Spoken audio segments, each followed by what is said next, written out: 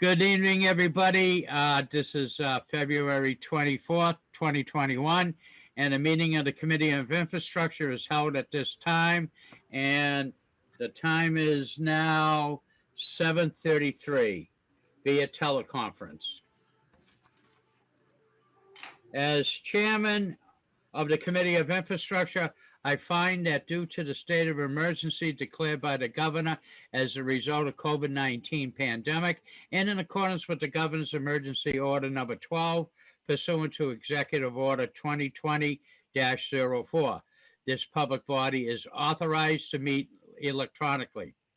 Please note there is no physical location to observe and listen contemporaneously to this meeting, which was authorized pursuant to the governor's emergency order. However, in attendance with the emergency order, I am confirming that we are providing public access to the meeting by telephone with additional access possibilities by video or other electronic means. To access Zoom, please refer to the agenda of City's website for the meeting link or join by phone. Dial 1-929-205-6099. Meeting ID is 800-5117-6614. And the passcode is 744876. The public may also view the meeting via Channel 16. We have previously gave notice of the necessary information for assessing the meeting through public postings. Instructions have also been provided on the City of Nashua's website at www.nashuanewhampshire.gov and publicly noticed at City Hall and the Nashua Public Library. If anyone has a problem accessing the meeting via phone or Channel 16, please call 603-821-2049 and they will help you connect. In the event the public is unable to access the meeting via methods mentioned above, the meeting will be adjourned and rescheduled. Please note that all votes that are taken during this meeting shall be done by roll call vote. So I'm going to pause at this particular point in time because I want to make sure that all committee members have a chance to come over. To the general public and to particularly the principals that have come to this meeting and intending to speak, my apologies, in so much that we had an additional special Board of Aldermen meeting earlier. This is why we're kind of late, and the business at hand needed to be immediately dealt with.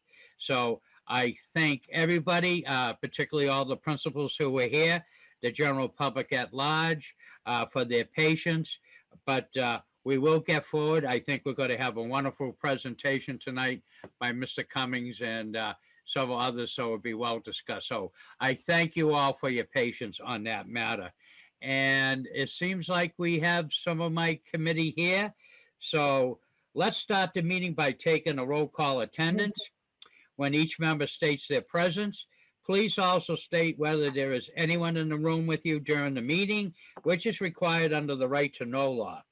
Alderman Schmidt, can you please call the roll and ask them to state the reason why he or she could not attend, confirm that they could hear the proceedings, and stated who was present with them. Thank you, Mr. Chairman. Thank you very much. Let's see. Alderman at Large, Michael O'Brien Sr. I am present. I can hear the proceedings, and I am alone. And Alderman Thomas Lopez. Here, I'm alone. I can see the proceedings. Alderman Jan Schmidt, who is here and is alone in her office. Alderman Ernest Jetty. I'm here alone and I can hear the proceedings. And Alderman David C. Tenza. I am present, I'm alone, and I can hear the proceedings. Thanks. Mr. Chairman, we have all our members present. Thank you. And let the record show that we do have Mr. Tim Cummings, who is Economic Director, the Economic Development Director for the City of Nashua. And I see Mr. Lanning is also in attendance. And is Mr. Cummings, is Mr. Oh, yes, excuse me. I failed to recognize a fellow alderman. My apologies to Alderman at Large Ben Clemens, who is also in attendance. And the other alderman that is in attendance? No, and that's it. And Mr. Bolios, Mr. Cummings, is Mr. Bolios going to speak this evening? Okay, a member of the public, okay. And also let the Correct. record state that Alderman Dowd has also joined us. So therefore, without further ado, away we go, as Jackie Gleason would say. All right, I'll open up the meeting to a public comment. Does anybody, any member of the public would like to comment on the proceedings before the board this evening? Mr. Bolios? Yes, Mr. Hi, Bolios, the floor is yours. Hi, my name is Chris Bolas. I live at 68 East Pearl Street in downtown Nashua. I just wanted to share my thoughts on the proposed ordinance 021050 for outdoor dining. As a downtown resident, last summer, the expanded outdoor dining made living downtown very difficult for a few reasons that I wanted to share with you to maybe take into consideration as you consider the current ordinance. First, the traffic. I think everyone knows the traffic issue, especially during peak times. As someone who lives on East Pearl Street was down to 1 lane. It's usually 2 lanes. Traffic would get backed up all the way to Spring Street, and then Spring Street would get backed up in either direction. It would take several light cycles to get through intersections. And as someone who lives downtown near Main Street, it's not really feasible for me to avoid Main Street as other people can. The second issue was parking. As a result of the outdoor dining, all of the parking in front of my building was removed. And not having parking in front of the building for 6 months was very difficult. Unloading groceries became very difficult. A lot of delivery companies, such as Amazon in particular, would not deliver because of the barriers, or they would deliver to the wrong place. Many of my neighbors moving in and out of the building were not able to access the front door easily because of the barriers and not being able to park. So moving furniture and mattresses became significantly more difficult, especially when the restaurants were open and there were crowds. The elimination of parking on Main Street and East Pearl Street makes shopping and patronizing other downtown businesses much harder.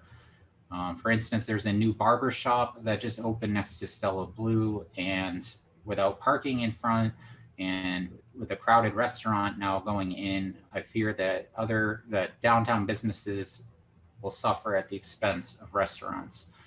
My third concern is sidewalks. In a time when we should be encouraging social distancing, the downtown dining made walking on sidewalks very uneasy. The biggest problem was when restaurants would put tables on the sidewalks and in the roadway that they were allowed to do. And many times you're walking through a restaurant where diners are not wearing masks, understandably, because they're eating, but you're trying to share a narrow sidewalk space with other people waiting for tables, or just other people trying to walk by. I am cognizant of the support for this bill. I've looked at the number of sponsors, so I anticipate that it will pass. So despite the fact that I'm against it, I just wanted to offer some maybe constructive suggestions for you to consider. I think prohibiting tables on the sidewalk and requiring the tables to only be placed on the street, the newly created space, would go a long way.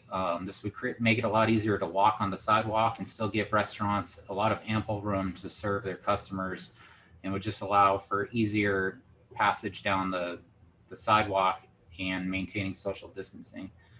My second suggestion, and I'm a little torn about this because it would eliminate more parking spaces, but maybe consider removing the parking on the north side of East Pearl Street, and instead make that a travel lane for cars.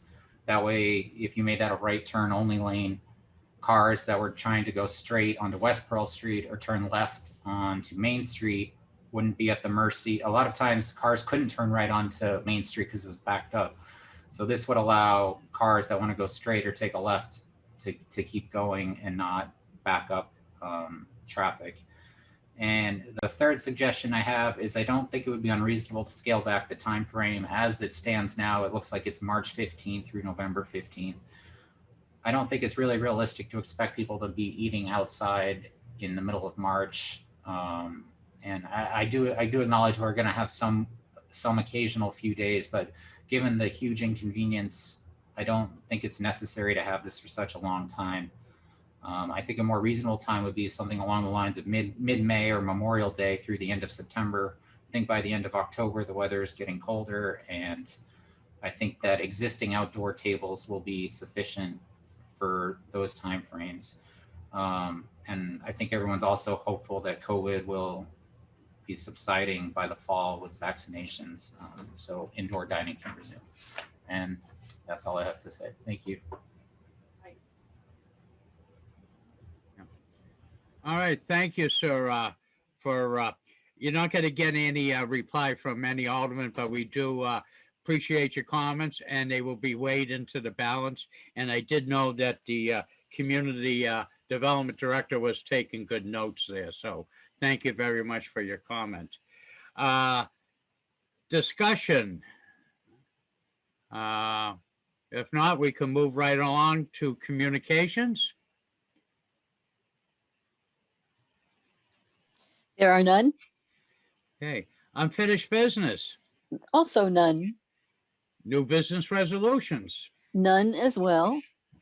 and new business ordinances. We have ordinance 21-050 relative to the temporary road closure and elimination of certain on-street parking for use by restaurants for outdoor dining in 2021. Mr. Chairman, I recommend passage of this by roll call. Very good. Thank you to the clerk. At this particular time, I think this is of interest to Director Cummings. Would you like to speak on 021-050? Yes, I would love to, but I just want to make sure the chair understands or is aware of the fact that Alderman Lopez had his hand raised. So I'm not sure if you saw that. I don't know if Alderman Lopez. Unfortunately, I did not. Alderman Lopez, do you have something of interest? I just have comments relative to the speaker because he is in my ward, but I think Director Cummings probably it'd be better to have him do the presentation first, so I'll yield my time. All right, thank you. And my apologies, I did not recognize your hand up. Thank you, Alderman Lopez. Director Cummings, please. Yes, thank you. For the record, Tim Cummings, Director of Economic Development. And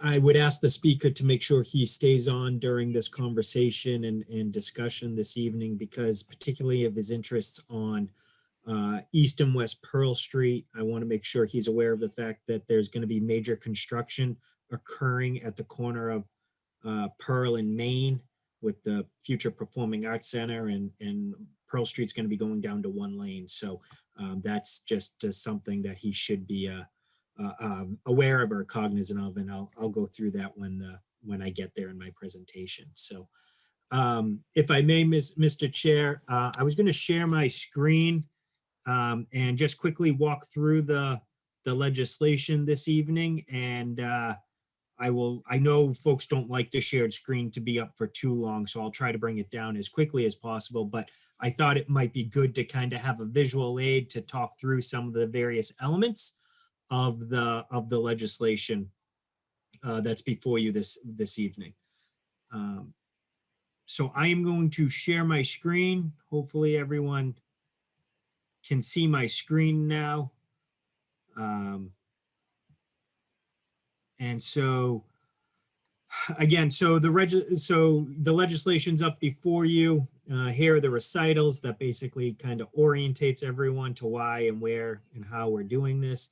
Then we get into exactly what the actions are. So first, it's going to be mainly focused on Main Street, but there are some side streets that will be taken into consideration.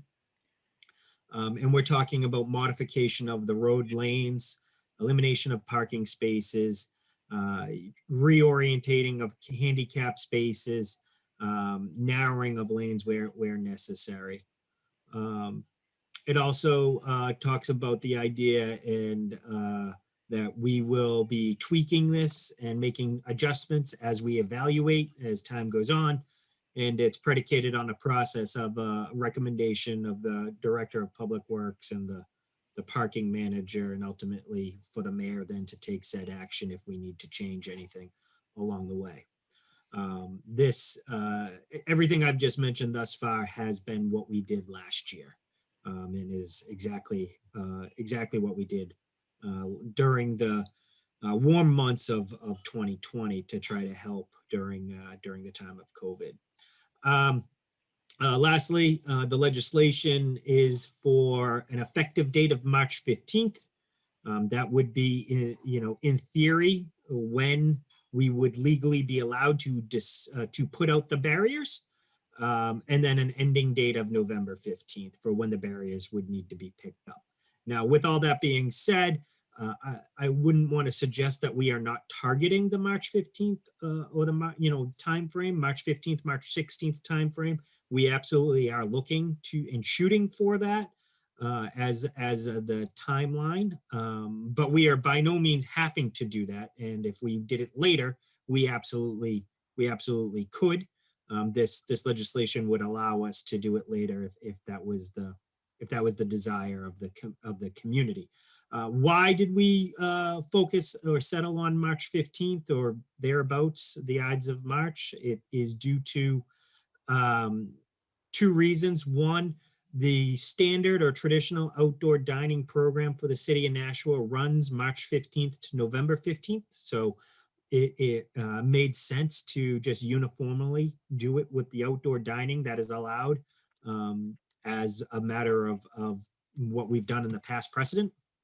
And then secondly, we did hear from some restaurateurs and some operators of various eating establishments in the downtown that having the barriers up and having outdoor dining and having the ability to provide accommodations prior to March 17th was very much of interest.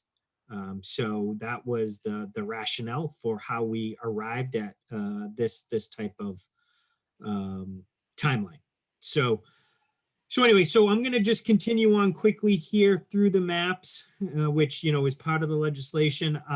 Ultimately, if we want to have a more robust conversation, I do have the GIS map with me, and I can absolutely turn off this screen, turn on another screen that would allow us to more freely talk about certain areas. And if that is the desire of the body, I'd be happy to do that after I go through my quick presentation here. Again, when I stop sharing screen, the next time I bring the screen up, I may use the GIS to kind of focus in areas. So I'm going to just start by comments by saying that this is everything pretty much that we did last year. So we did not change anything. What we're trying to do is replicate what we did last year because it was successful and it was, warmly received overall. I do not disagree with the fact that there were concerns or criticisms or, some folks who disliked it, but overall, it was very clear to me that that was a minority opinion. What we are looking to do is improve upon what we did, try to make it work a little bit better and tweak overall and adjust overall, what we did for the betterment of the overall spirit of what we were trying to accomplish, which was revitalizing or vitalizing the downtown, particularly in the light of COVID. So up on your screen is what we refer to as the Railroad Square area. I just want to note, and if you can see my mouse and cursor, we had a separate meeting. And actually, before I get there, what I should say is earlier today, we had a meeting overall with downtown stakeholders where we presented this, continued to elicit feedback from them. What I can say is that was not the first conversation, but we've had many conversations from the end of November when the barriers were picked up until now. But today was the first day where we actually showed some of the maps and had a continuation of the conversation that we had right around the first of the year. And so with that being said, I have had lead up conversations with various parties in the downtown to talk about how we could improve upon the barriers and what we did. And one of those conversations was with the operators in this area of Railroad Square.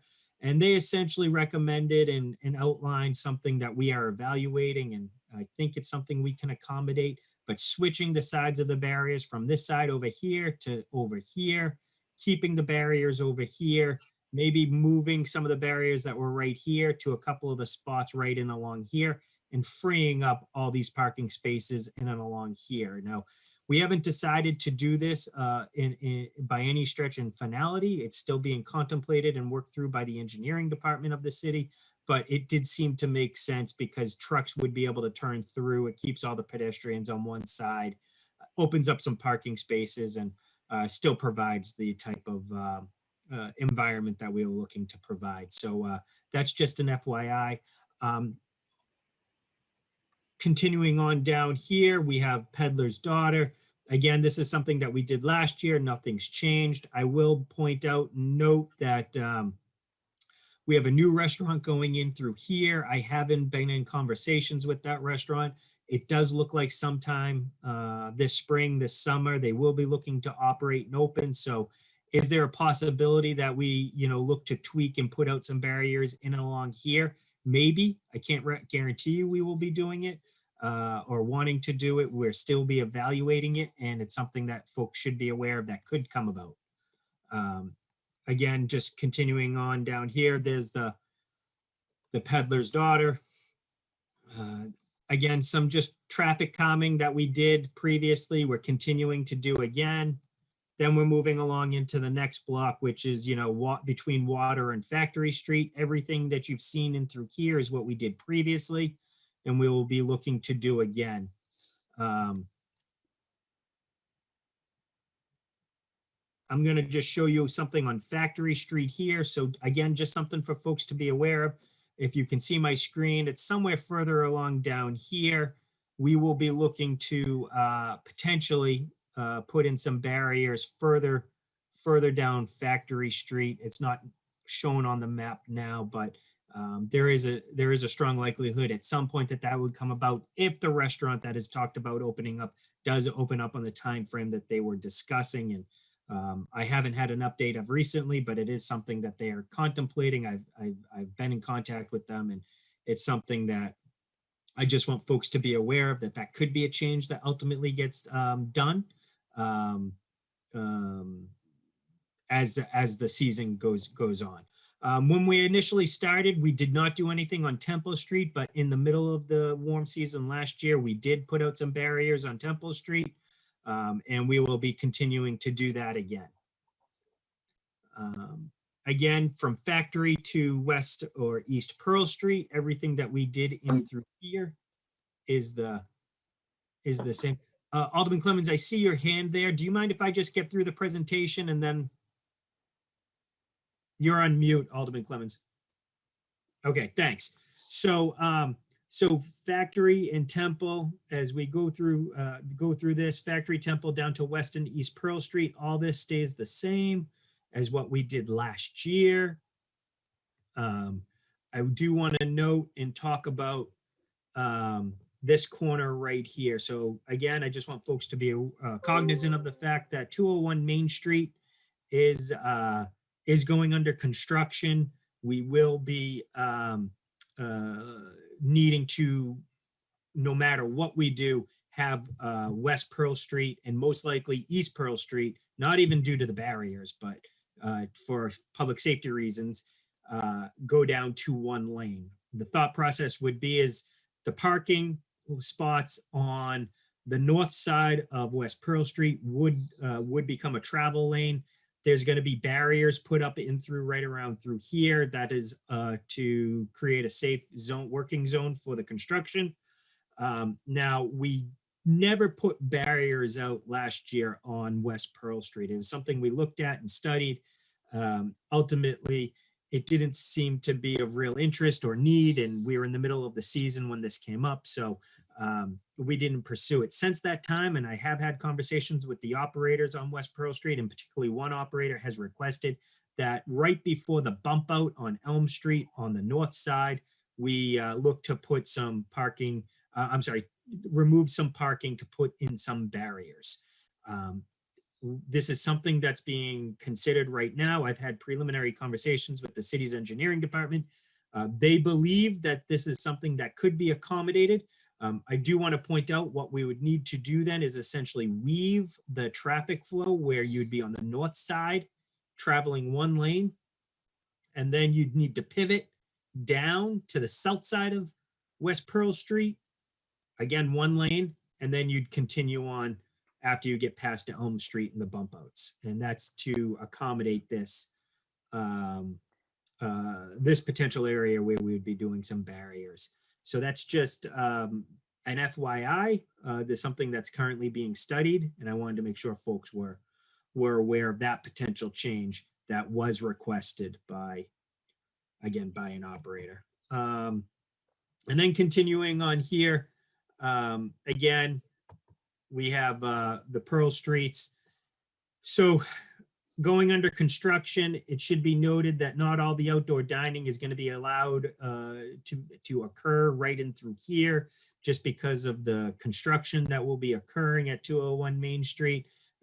So that is something that folks should be aware of, but there will be barriers put out no matter what in through this area right here anyway, due to the construction. And that's just something that everyone should be aware of.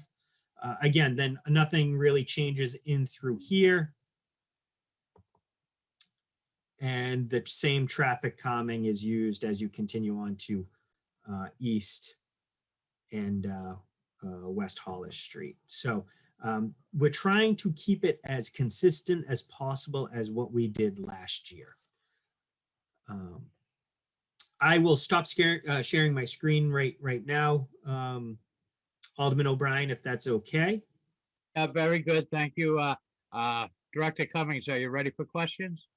I got two more things I would just like no, to please, quickly mention. excuse me, please continue. Thank you. Thank you.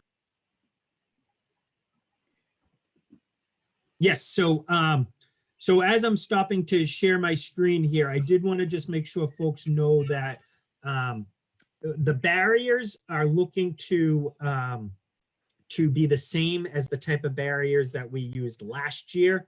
How did we come about with that decision? We made a concerted effort to get some outreach done on two different type of barriers that were distinctly different to get a sense as to where folks would like to go. And it was a relatively, mixed bag in response. There was no overwhelming pleasing of either type of barrier. And ultimately what we heard in doing that outreach was most people liked the New Jersey barriers. The problem that they had was that they just didn't think they were aesthetically pleasing. And that they thought that if we could paint them or somehow decorate them or improve them in some way, we would be able to, that would be sufficient enough. So that, coupled with, coincidentally, the group that had rented us the barriers previously had indicated to us that they would sell us the barriers very, very cheaply. So it was sort of a little bit of a perfect storm that came together. So it made sense for us to pursue that. So we would be looking to put out the barriers as we did last year. And when I say the barriers, the same type of barriers. With the caveat being up in the Railroad Square area, wanting to use all the barriers that we have and to try to use our resources as efficiently as possible. The barriers that were previously out on East Pearl Street, we would be looking to put up in the Railroad Square area. And why did we elect to do that? It was the opinion of our engineering department that from a public safety perspective, that area is not the most high volume area and is probably the best place to utilize those types of barriers that were put out on East Pearl Street. And they thought that that would make sense and it would allow us to have more barriers to use at our disposal. Finally, the idea of decorating the barriers is something that we are pursuing. Today, we released an RFP, which we're hoping to get responses from various art groups on to decorate the barriers. Now, I'm not going to represent to you it's going to be all the barriers. This is an expense that we have money escrowed, and I just want folks to be aware of the fact that we have money escrowed. We would be using the escrow, that money that we had been escrowing, to pay for this this expenditure. But essentially, we would be procuring artists, and I don't have many details because we don't have any proposals yet, but we just, would be looking to obtain artists to decorate the barriers, particularly from Water Street to East and West Pearl Street, to give you an orientation of where the decorating would occur. And so we still need to work out a lot of the logistics on that, which will be happening fast and furiously over the next few days. If there's any concerns or issues, or folks don't want to us being the city to pursue the idea of decorating these barriers, I would like to know that now, because we are on a tight timetable to actually produce and get the and to get something out there that would be better, more aesthetically pleasing than what we did last time around. Again, in an effort to improve upon what we did. I guess, Mr. Chairman, I said I had 2 points, but I really have 3. I just want to make sure, I apologize. I would be remiss not to point out that we're talking about this as though that this is a project and something we endeavor for this season. I want to make sure everyone is aware is there's also an ongoing conversation that we do this over other future years as well. This warm season, next year's warm season. And so I don't want to misrepresent anything. I don't want anyone to say that we never discussed this. I don't want this to ever be, suggested that we had not brought up this idea of us doing this quote unquote narrowing of Main Street after COVID ends, or we're doing it solely for the purpose of outdoor dining and to help the restaurants. It's going to be beyond that at that point. And I want to make sure that that is very much understood by everyone. And it's part of the reason why we're trying to do this as economical as possible. We have the money escrowed. We're trying to do it in a way so we can use that same escrow over multiple years, so we can continue to get the same type of condition in the downtown, if that's what the people want. And so far, and I'm not going to say it's unanimous, but so far, the overwhelming majority of folks I engage with and I can represent to you is there is an interest for folks to continuing to do this. Even the conversation we had this afternoon, most people expressed an interest or an appetite for us to continue doing this again. Everyone has suggestions on how we can improve upon it. But overall, it is something that folks recognized as being a great way to revitalize and improve our downtown. So with that being said, Mr. Chair, I'm going to stop my comments. And I do want to make sure folks know there's a companion piece of legislation that goes with this that basically allows for the elimination of paying for parking between the hours of, I want to say off the top of my head, noon and 9 p.m. as it creates quote unquote curbside drop zones, 15-minute free parking. Parking would be paid, the meters would be in effect, and you will have to pay for parking if you're not in that 12 to 9 timeframe. So anyway, that's all I have, Mr. Chair. Thank you. Thank you, Mr. Cummings. I think we have a pending question by Alderman Clemmons. Yeah, thank you. It's more of a comment. I just wanted to point out that although it's not part of the barriers, I am hoping that Liquid Therapy will be able to do what they did last year, which was expand across the sidewalk. And I'm wondering if there's other opportunities to do things like that in other areas, or if a restaurateur or somebody like that brings it up, hopefully we're open to working with them. I think, it technically comes under the other ordinance that we passed earlier in the year, where it's a temporary site plan, but regardless. And then the only other 2 comments that I have, I do support the art project, but I want to make sure, and this would be my priority, is that we have enough funds to put out the barriers next year if need be. So in other words, don't spend all the money on the artwork. Leave us some money to do this next year so we can carry that escrow forward. And then even maybe next year, if we want to do more artwork or whatever, you know, so we have that money. And then lastly, I'll leave it with this. If there's going to be a weave, if you will, in Pearl Street, we might want to consider putting a temporary stop sign where Pearl meets Elm, because that's a dangerous intersection as it is. And if people are weaving this way towards Elm Street, as opposed to just coming straight on, I think that could potentially be dangerous.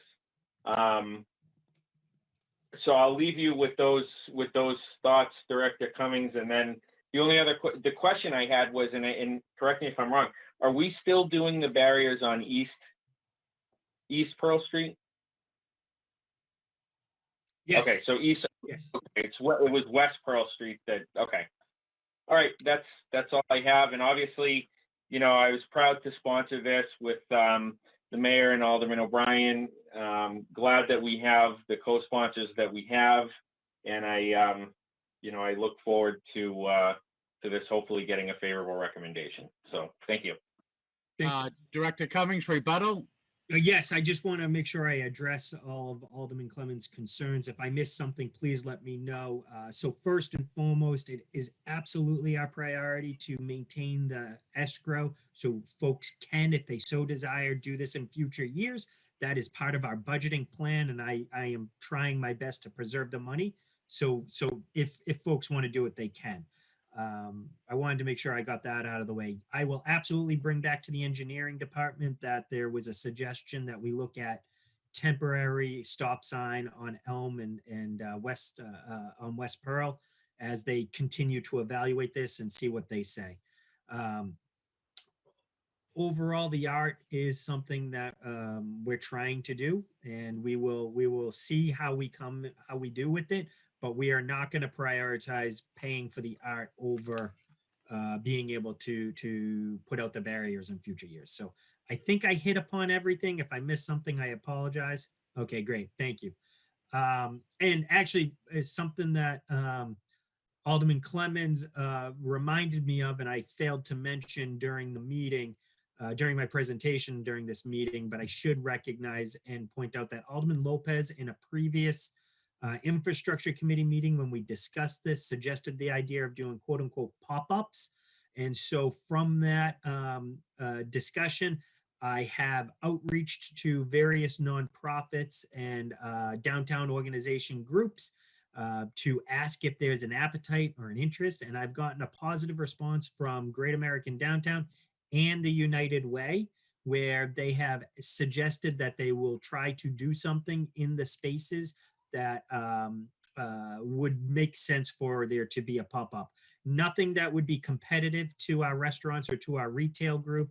This would just be complimentary and hopefully something to add additional value as an amenity to make it more, make the area in a more revitalized way. So still exploring that, but it's something folks should be aware of we're trying to do to, again, improve upon what we did last year.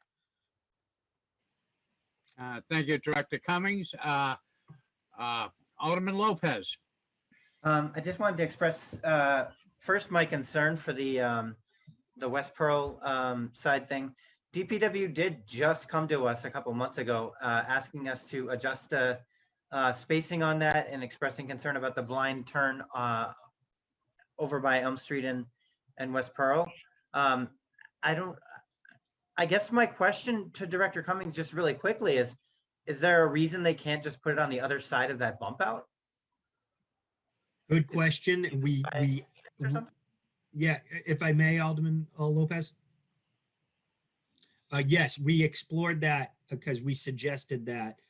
It's really the preference of the operator to try to do it prior to the bump out on the north side of West Pearl Street, and our engineering department's evaluating it right now.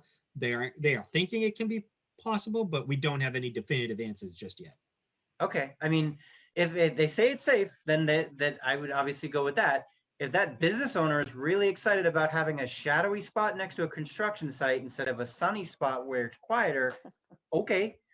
But my other concerns were with the East Pearl and the speaker that had come before. So I used to live in that building that he's referring to. And one thing I wanted to point out is if you look at the building on paper, you see the back door and the parking lot and, oh, okay, the residents can park back there and they can use that back door. That back door also has an incredibly steep set of stairs. So anybody who has any walking issues or mobility impairments cannot use it. Personally, I've found that it is much easier to get the mattress up that flight of stairs than in the tiny service elevator thing that they have going on, but that's just me. But I would point out that that is something that we should probably be concerned about. If we are in fact blocking access to the front door there, that's might be impacting ADA accessibility. If somebody's in a wheelchair or has a walker, they need to use that elevator through the front door. So we should be conscious of that. And then I also wanted to suggest that if we are impacting road conditions along that whole road, we should be very aware of what's going on with the Mary Sweeney home and the brand new ramp that we just installed so they could put gurneys in and out and wheelchairs and all that stuff. And I wanted to see if maybe we could consider putting a hotspot or whatever you're calling them, a hot parking spot in front of that building or in proximity to it that we could easily identify for delivery drop off, so that things like Amazon and all them can just pull in, drop their stuff off, and then go. It's not going to solve the problem for the barber shop, but at least we can make things a little bit easier on people living in that building. And I know we look at those drop-off pickup spots with regard to businesses like the pharmacy, but we may not have considered them as they're needed by residents.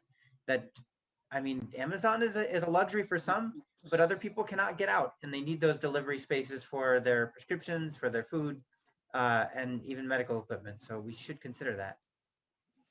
If I may, Mr. Chairman. Yes, please, Director Cummings. Thank you. So to be clear, and I want to make sure I drill down on this point. We will make sure we are ADA compliant. So that front door, I don't believe was ever blocked last year. And if it was, I will make sure it's not this year. And to be clear about the blocking, that's the sidewalk has to be ADA accessible. There will, I suspect the barriers will run along the front entrance of the quote unquote front door, but there will be absolutely a means of egress. We cannot block any doors, and we have to make sure we maintain ADA accessibility so people with mobility challenges can get in and out. And I know every Thursday afternoon, there's a team of folks who are going to go out and walk Main Street with an eye on ADA issues. This is something that we've internally organized in preparation for this. So we make sure that we are always trying to be as diligent as we can be on that front. Relative to creating a drop zone, that's a great suggestion. I will make sure we bring that back and evaluate that and see how we might be able to accommodate that. I will note, depending on where it exactly is, the Mary Sweeney house does have their own quote unquote drop zone. That's something that they instituted about 2 years ago, that they have 10-minute parking or something like that right in front of their side door on West Pearl Street. So we might have to adjust that a little bit, but we'll try to figure that out so we can accommodate that. That's a great suggestion. And I apologize, and I don't want to forget this. In the previous Alderman's comments, Alderman Clemens mentioned liquid therapy. I failed to address it. I don't want to miss that. I just want to go back to Alderman Clemens' point about liquid therapy and make sure he knows that we are absolutely looking to do what we did last year for liquid therapy.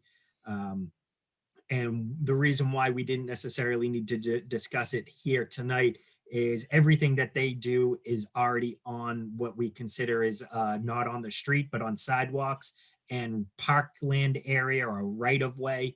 that doesn't impede the traffic flow. So we didn't necessarily need to discuss it this tonight, but we absolutely are planning on allowing them to continue doing what they did last year.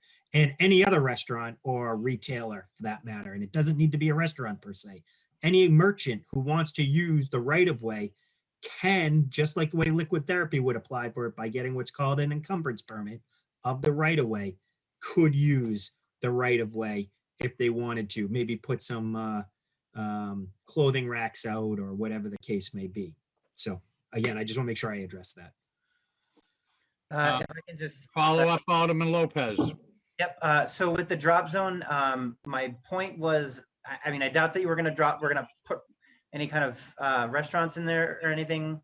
But because there's an alleyway where cars are coming out of that back area and that drop zone is happening, when they set the barriers up, they should make sure that they give whatever's in that drop zone enough of an angle that they can get into the street. And then with the ADA compliance, this is something that, like, I guess you'd only know if you live there. And I don't know that a neighbor would want to make a comment to this effect. So I will make apologies to Stella Blue, but I will point out that they already had sidewalk dining, and there were basically room for 2 tables underneath it. The problem is when they put those tables out, if any of the residents above them have an air conditioner, such as a certain alderman, former resident did, it'll leak onto those tables. So then the people using them will move away from the building and then they're blocking it. So if anybody even moves their chair out, that's a problem.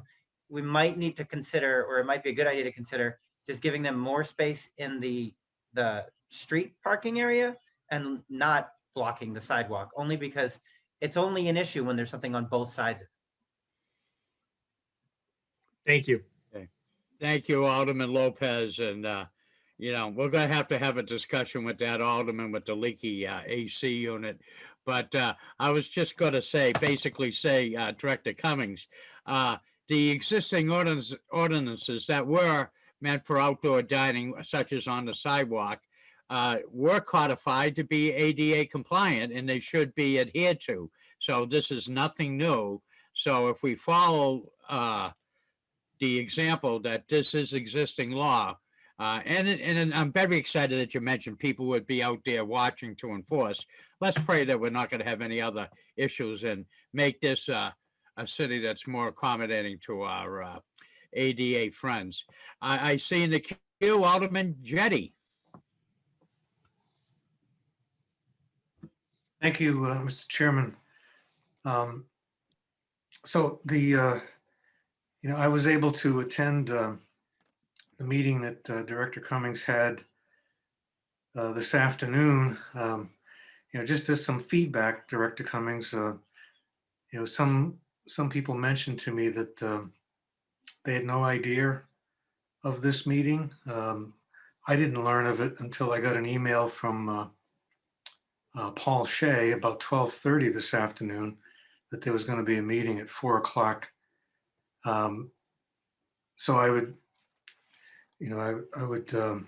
just giving you that feedback that there are probably a lot of people who didn't know that you are reaching out and seeking input and feedback, and maybe there's some other way of you to get the word out and to continue to to hear from the downtown merchants. And also I'm wondering about the this ordinance kind of talks about it says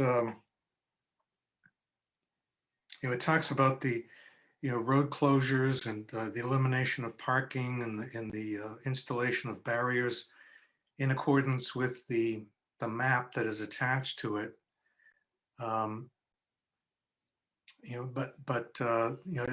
From your comments, it sounds like there's quite a bit of flexibility that these things can be changed. I don't know if it's by you or in concert with other people. But I'm concerned about that because there were at today's meeting. You said at the beginning of the meeting that you didn't want to hear specific complaints that people might have had about where the barriers were located, how that it affected their businesses. You know, you wanted to keep it on a higher level, I think your words were. And I think, you know, I think the general feedback that I've heard from people is that you know, they loved what you did last summer. You know, they love the outdoor dining, the narrowing of Main Street. You know, people talked about, you know, what a nicer atmosphere it had. You know, the traffic calming. It was a much more pleasant experience.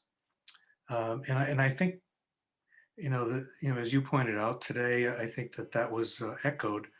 But there, you know, there are people, as you heard today, who you know, who have specific complaints, and you did invite them to contact you directly. But I'm just wondering, how do their individual complaints and the possible resolutions of those complaints, you know, work its way into this ordinance? If we adopt this ordinance with these maps, you know, showing barriers in certain locations, you know, after this gets passed, you know, where does that leave the flexibility to make adjustments?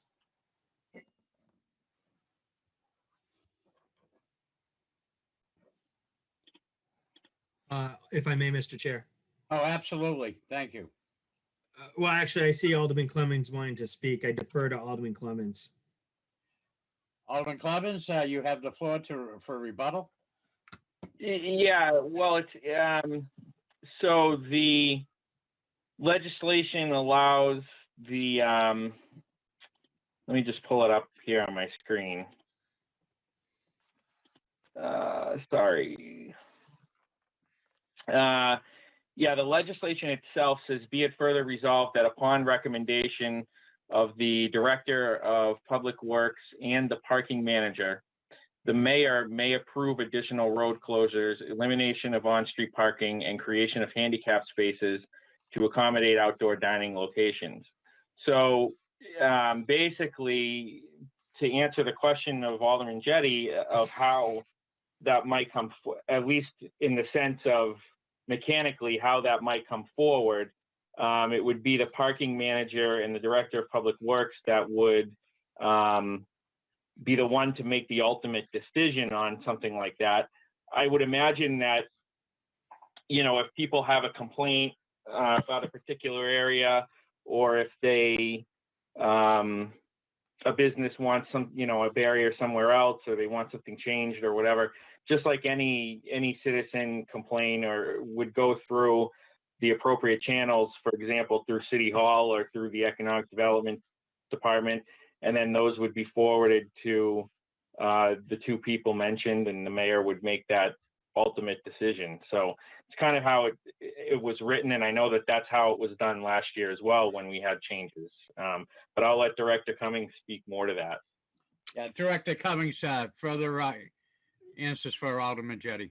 Yes, thank you. I don't think I need to provide anything further. I think Alderman Clemmons said it very well, and that is exactly the process we followed this year. So I can't really speak further on that point. I guess what I will continue to say is ultimately what happens is I just happen to be a frontline conduit, and I typically take the message back to the various appropriate regulators, whatever that issue is. It's discussed.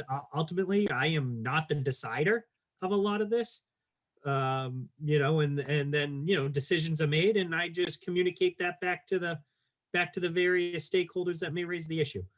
And that's how it's typically worked. That's how I foresee it working again. Relative to the comment about the maps, and I think this is a really good point. And the reason why I made mention of some of these potential changes is because could there be an amendment, a goldenrod copy come before the final Board of Aldermen meeting where we make these changes? If the engineering department and the parking manager and the mayor and in the regulators within the city feel comfortable making those changes, could you see that in a finalized amendment? Yes, you could. We are working in real time here, and in theory, if this was something that we could settle upon 3 months ago, we could have this process worked out very cleanly. But what I have to recognize is we're in a very truncated type process. We are in live real time. And we're trying our best. So, this was essentially the situation or the process that was developed as best we could based on the data that we had. Alderman Jettie, are there further questions? Yes, please. When you talk about the, you're just being the conduit to the various regulators, who are you talking about? Who are the regulators? I believe example- I was just, For I example, believe I was, I'm sorry, go ahead. for example, if if somebody has a complaint about the location of the barriers and has a suggestion to how to improve it by moving it one way or the other, how would that, they tell you about it, who do you talk, who makes the decision about making those adjustments? Well, again, the way the legislation reads, it's ultimately the mayor, predicated on a recommendation from both the director of public works and the parking manager. Now, what I can tell you in addition to that is there's an internal conversation that happens with the engineering department mainly, but not just the engineering department. We also have to consult fire and police as well, depending on what the various issue may be. Ultimately, once that consensus or conversation occurs, something gets written up and presented to the mayor, and it either gets acted upon or doesn't. Okay, thank you. So could I follow up, Mr. Chairman? Yes, absolutely. Go ahead, Alderman Jettie. Another thing that came up during this afternoon's meeting, several people, one of them was Michael Buckley, talked about the March 15th date. A lot of people expressed the opinion that it was too early. Michael Buckley made the comment that it might possibly, you mentioned the issue of snow, but he mentioned the issue of just cold weather. That it not being ideal for outdoor dining yet, and the negative effect it would have to have these barriers sitting there with surrounding empty spaces, that it would make the look, it would, rather than improving the look of Main Street, it would, in his opinion, it would make it look worse. So,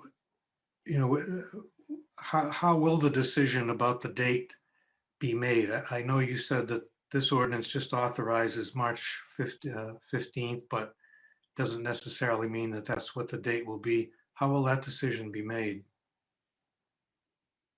If I could, Mr. Chair. Yes, Director Cummings. So first, what I said is that it does authorize us, but then I also further said that is the time frame we are bogeying to try to make. A March 15th, March 16th type of timeline is what we're striving for. What Michael Buckley also said during that meeting was he ultimately understood why we were shooting for that type of time frame when he heard that there was some restaurants and other operators in the downtown that explicitly asked to try to get the barriers out before March 17th. So I just want to make sure that that's the rationale for why, and I can tell you we are trying to work towards that. We need a lot of things to fall into place to make that happen, and we're doing the best that we can to try to accommodate the restaurants. Now, I fully recognize, and there's no argument from me as to, could they not be utilized as much because the weather is colder? Yes. Could there be, um, a snow event? Yes. We recognize that. I fully understand that. What we can't do though is deploy just a few barriers or deploy them every 2 weeks.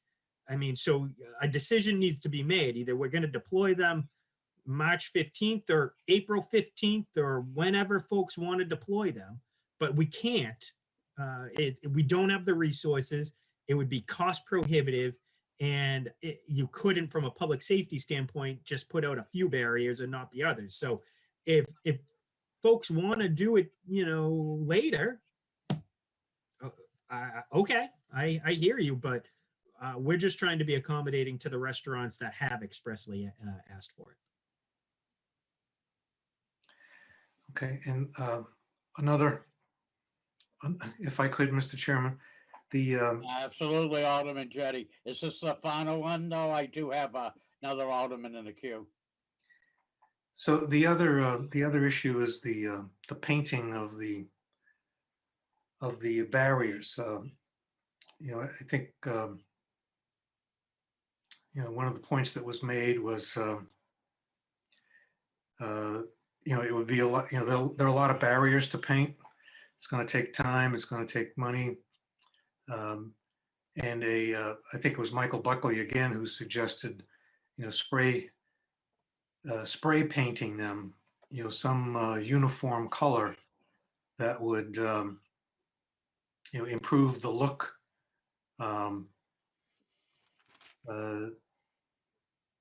Kind of, rapidly and cheaply.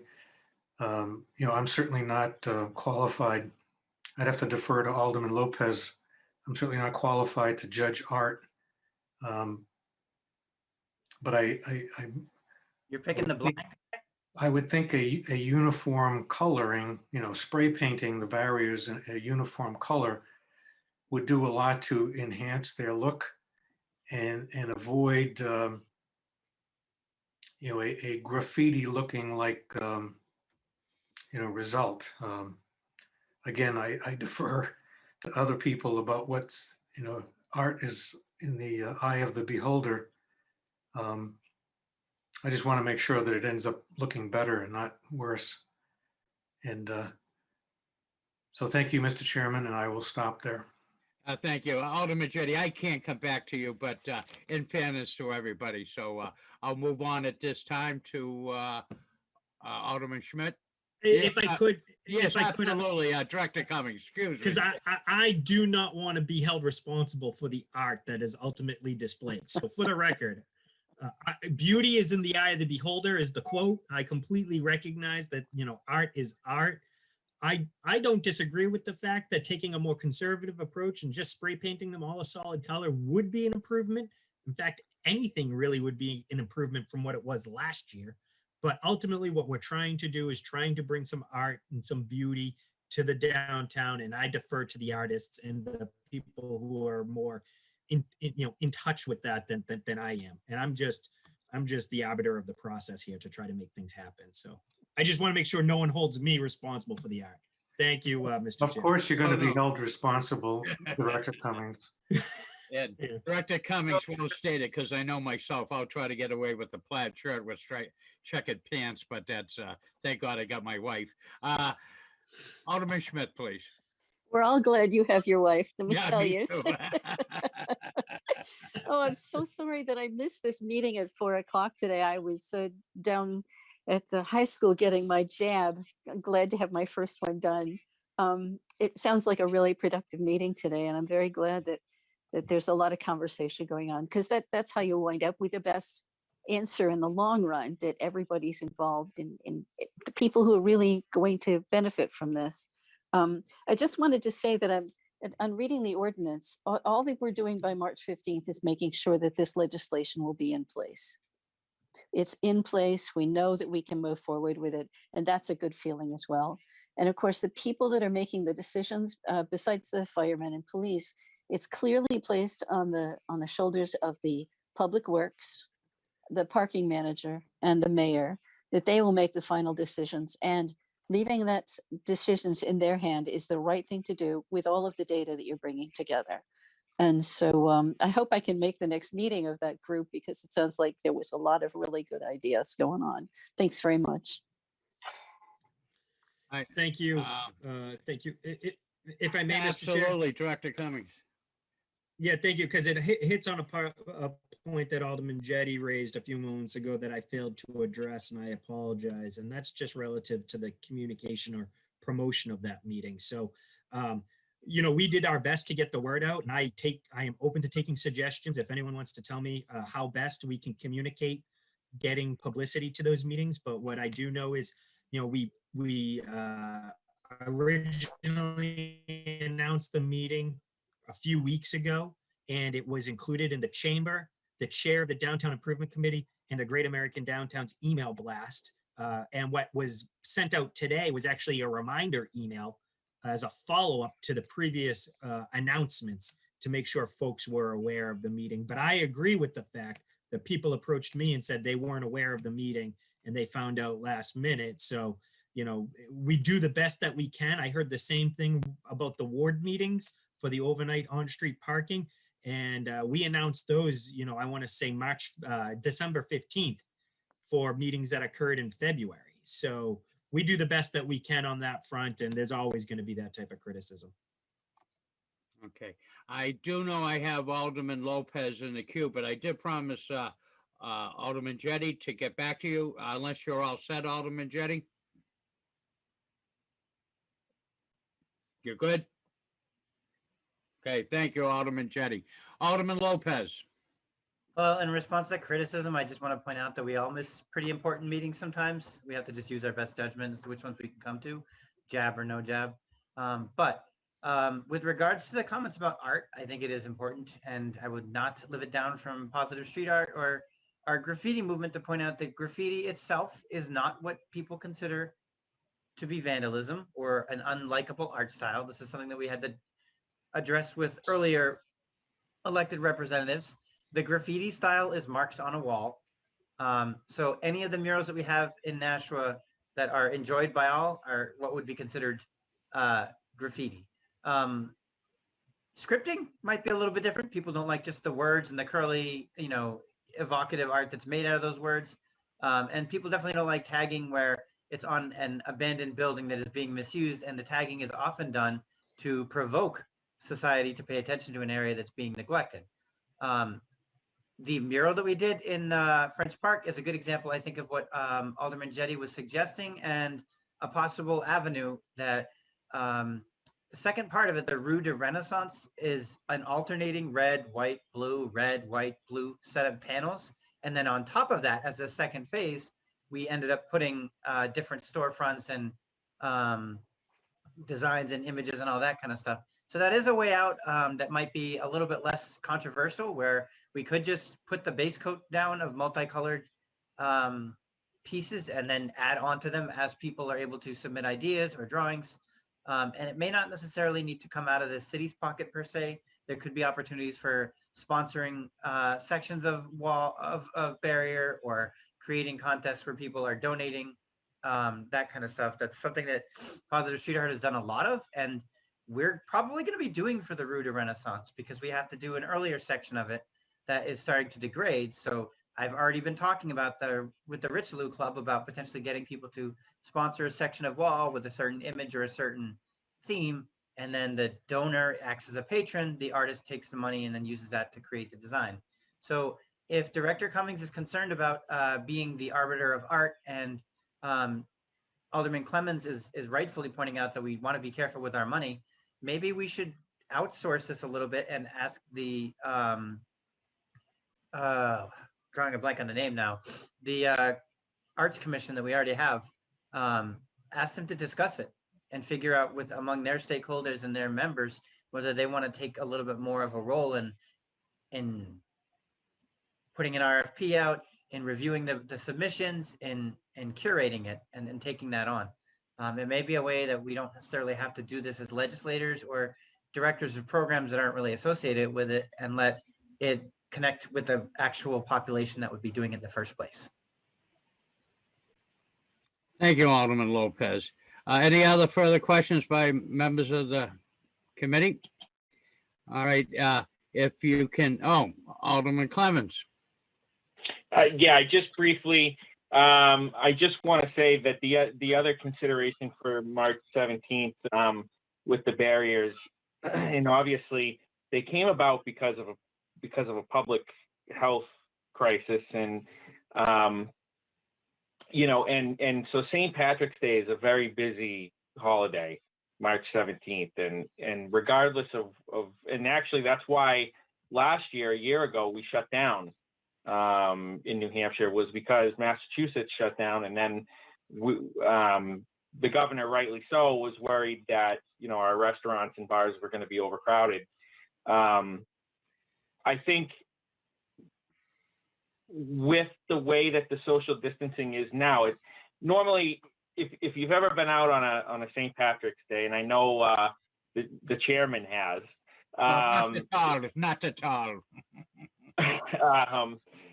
It gets crowded, and so people, you may have a point when it gets to like 2 or 3 people deep at a bar, or people are mingling around and walking around, and obviously we can't do that, and we can't have that this year. I mean, it would just be unhealthy. It would be a COVID spreader, right? So, but I think if you have the opportunity to expand outside, if we're able to do it, if the weather cooperates, if we're able to get everything out there, it'll give more people an opportunity to enjoy the holiday, to go out and enjoy our downtown and our businesses and the ones that want to be there. And it's a busy day, and it's a profitable day for them as well. And there will be people, maybe they won't come, maybe March 18th comes and there's a period of time when those barriers aren't used. But last year, peddlers had a pretty interesting thing. They had the like little fire pits and stuff like that outside towards the end of the season, and people would go and they would enjoy that. And so it was really unique. It was different. And I think there's an opportunity there for some of these places to think outside the box and to make, those spaces a little bit more inviting and stuff like that. So I think whereas this was originally driven by public health, I think, it makes sense to try to get it for what is essentially the second biggest, if you will, bar holiday in the United States. So I do think that the timing is appropriate, and I think that there are other creative ideas that we can do along the way in the colder season to try to get people to utilize them. And be surprised, people sit outside. So in the cold, it is what it is. So there's always room for some people. So anyway, so I just wanted to give that little outlook. It's just a positive spin on it. Thanks. Thank you, Alderman Clemmons. Any other questions by members of the committee? All right, seeing none, if the chairman can take a whack at it, I would like to basically glom onto like a little bit more on what Alderman Clemmons is saying. I too support the March 15th. I understand full well that it may not benefit all the businesses downtown, but I think we've got to look at all the businesses downtown together and globally. I would not expect, Michael Buckley to have a big day on March 17th, although he may. He's a fine brogue of an Irish name himself. But the point is, for places like Peddler's Daughter, Casey McGee's, and O'Brien's, that's their particular niche. Another man's niche may be selling jewelry down on Main Street, or printing, or something like that. And when we came up with this process was to accommodate everybody. And we got to keep in mind, within the Ides of March, you're getting into St. Patrick's Day, yes, but that is somebody's, a business day that they are going to hold near and dear and expect to make some money. And we got to keep in mind what we're doing here. We're building something people that is extremely fluid. I don't know if Director Cummings would agree with me on that terminology, but what we're going to build this year may not be etched in stone too much next year. Hopefully we're on the backside of this pandemic, so we may not need all the linear spaces. Outdoor dining may be definitely a long-term want by our community, but not a necessity as it exists in 2020 and 2021. So it leads a lot of things to be due. And I'm not looking for anybody to follow me down on my rabbit hole, but I do support the March 15th. And it basically too, because once we put these, we can't piecemeal these barriers up.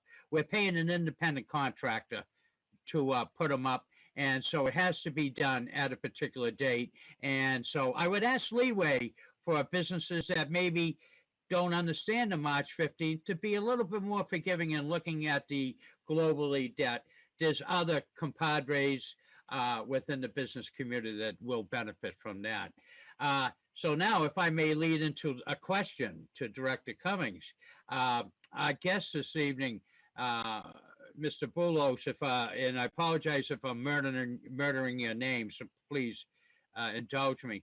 But however, he brought up in his conversation, he brought up something very important, that is light cycle. And I know our infrastructure, particularly in Main Street, may not be 100% up to par.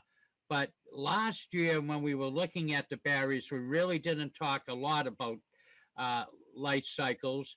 I don't know if it was because of the infrastructure or because we were doing something that we thought we didn't know was going to be as popular and may have been temporary in nature. Where this seems to have some legs on its own, we now got to look at the life cycles of Main Street, and maybe, I don't know if that's an infrastructure improvement. I don't know where we can find some of that money, perhaps maybe with them granting. But if you want to just along those thoughts, have you thought about the light cycles, please? Yes, thank you, Mr. Chair. And so that's a great point that you raised. Last year, because of the thought process that potentially this was temporary, we, and wanting to evaluate it, there wasn't the ambition at that time to change the light cycles or to add in the infrastructure necessary to actually monitor and make the changes to the light cycles. That is actually changing now. And actually, what I can report is the Pearl and Main Street streetlight. I am intimately involved with that because of the 201 Main Street construction project. We need, as you may or may not know, need to move some of the utility poles and some of the utility boxes along Pearl Street.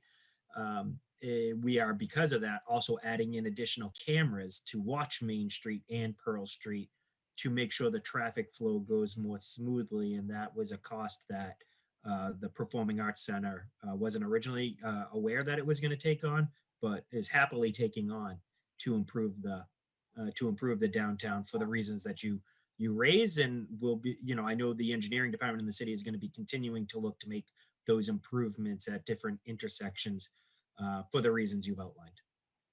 Very good. Thank you. All right. Without seeing any further questions by any other members of the committee, we do have a pending motion before us on O-21-50, a motion by Alderman Schmidt to recommend final passage by roll call. Without objection, Alderman Schmidt, can you call the roll, please? I will indeed. Alderman O'Brien, Yes.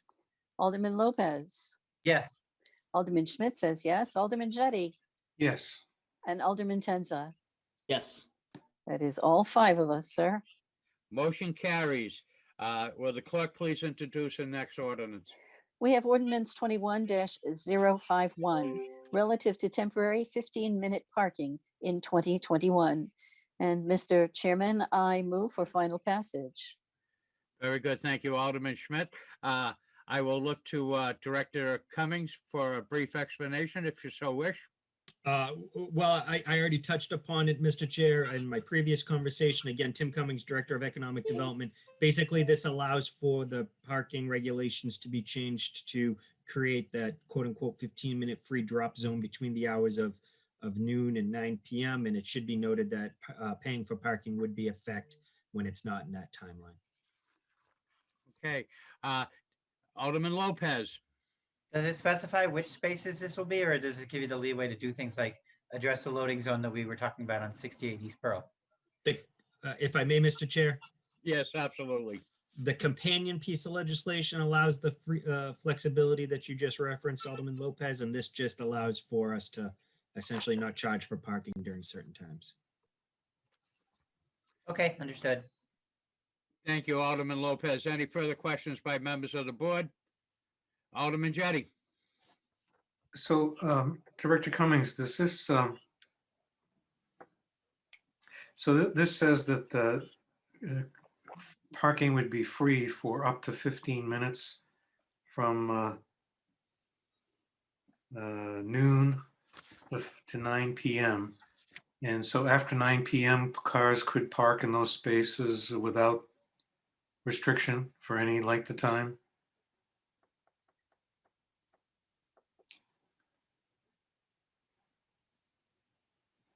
That's a question.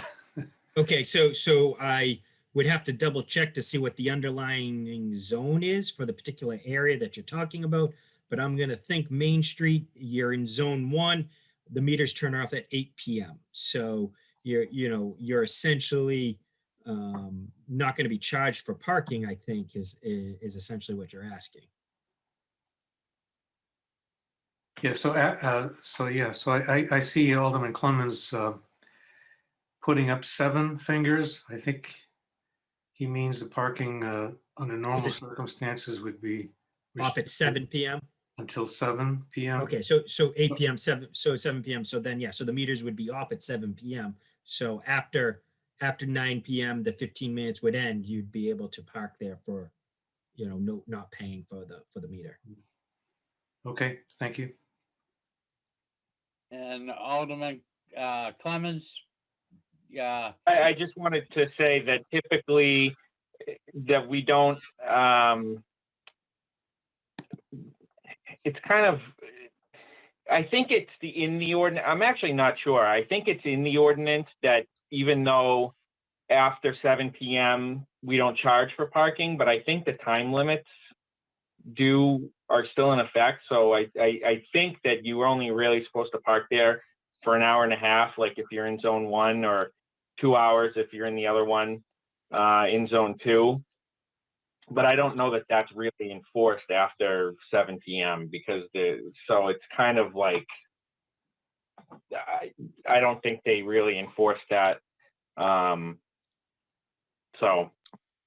I agree with you. I would have to double check to see if we actually have it. I do know there is a time restriction when the meters are in effect, something like 90 minutes or something like that. I would have to check to see if that 90-minute was when the meters were not in effect. But to your point, I don't think that they are quote unquote enforced when the timing is off. Okay, any other further comments by members of the committee? Seeing none, we have a pending motion by Alderman Schmidt to recommend final passage of 021-051. Will the clerk please call the roll? I will, sir. I'm already there. Alderman O'Brien, Yes. Alderman Lopez. Alderman Lopez. Yes. Thank you. Alderman Schmidt says yes. Alderman Jettie Yes. and Alderman Tenza. Yes. Thank you very much. That's all 5 of us, sir. Thank you. Motion carries.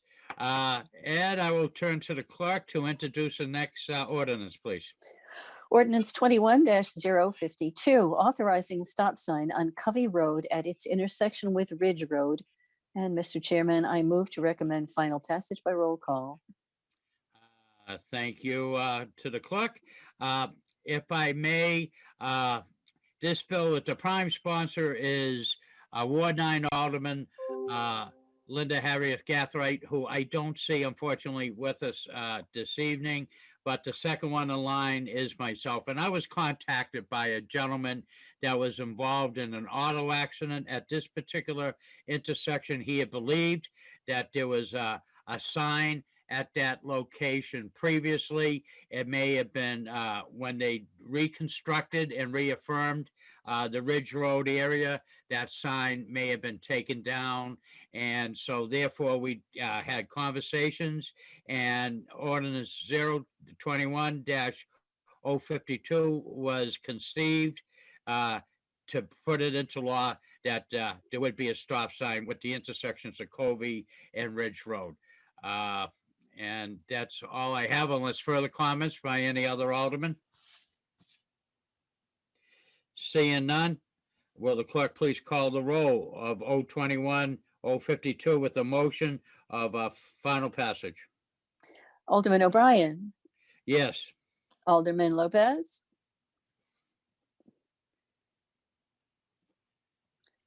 Alderman Lopez, Yes. Alderman Schmidt says yes, Alderman Jettie, Yes. Alderman Tenza. Mr. Chairman, that's all 5 of us. Very good. Motion carries. Nobody has expressed. We have several ordinances that are have been tabled, have not heard at this particular time. So we'll lead into general discussion. You guys are the best. Thank you. Public comment.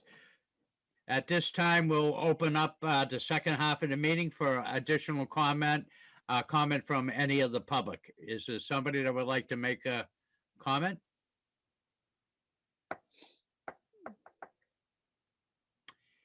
Very good. Seeing none.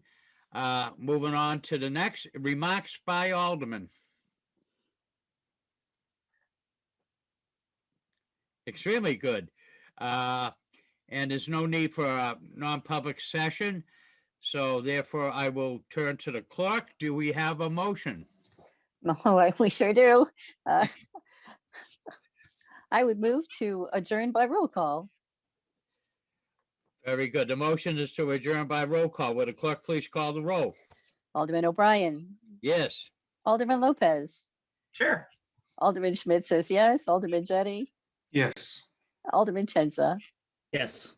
That's all 5 of us, genuinely wonderful people. Yes, and I would like to thank everybody for showing up for tonight's meeting. We did have a very busy earlier meeting, and again, I apologize to the public. We were conducting very important business, so thank you for your patience and waiting for us. So therefore, I will declare that the Committee of Infrastructure meeting is closed at I'll call it 8:59 p.m. Thank you, Director Cummins. Thank you for your attendance. Thank you. Hey, Alderman